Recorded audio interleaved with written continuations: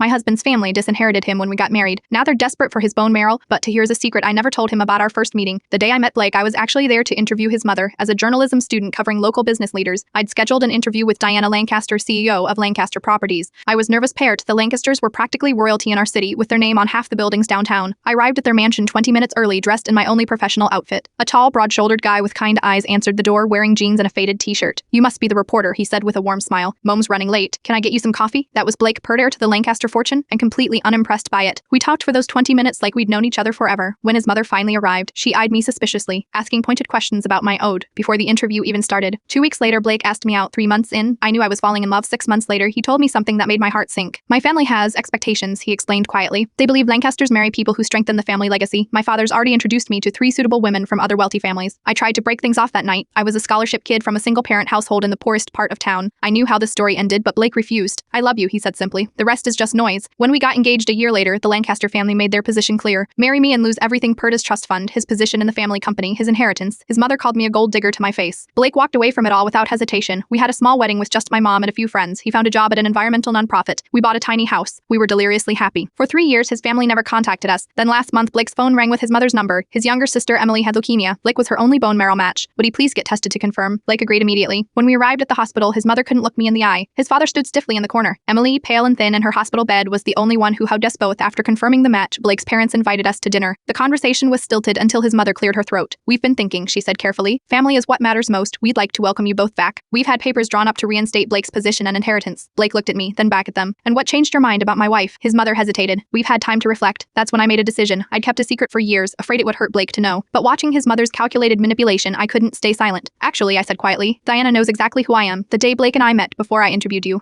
you ask about my background. I told you my mother's name was Sophia Ramirez." The color drained from Diana's face. I turned to Blake. "My mother was your father's housekeeper for 15 years. When she became pregnant, they fired her with no reference. Your father paid her to disappear and never mention his name." Blake stared at his parents in horror as I continued. "I didn't know who you were when we met, Blake. I found out later, but by then, I was already in love with you. I never told you because I knew it would hurt you." The silence that followed was deafening. Blake stood up. "Emily gets my bone marrow. She's innocent in this, but you too." He looked at his parents. "We're done permanently." As we walked out, I wondered if I'd just destroyed my marriage by revealing the truth. Instead, Blake took my hand and whispered, "Thank you for protecting me all these years. Now it's my turn to protect you. Sometimes family isn't about blood or inheritance. Sometimes it's about who stands beside you when the truth finally comes out."